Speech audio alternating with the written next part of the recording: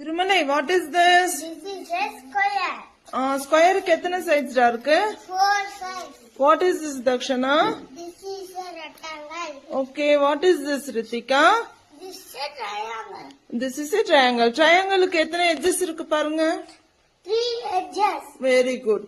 What is this, Vedesh? This is a circle. Circle. Circleக்கு எத்தனை corners இருக்கு பாருங்க. Yes, உங்களுக்கு ஏய், என்னடா எனக்கு மூளை. ஏய், சர்க்கிளுக்கு எத்தனை கார்னர்ஸ் இருக்குன்னு கேட்டேன்டா. எதுக்குடா எனக்கு மூளை இருக்கான்னு கேட்டு நீ என்ன என்னடா கார்னருக்கு? ஓ, அதான் புரியுது.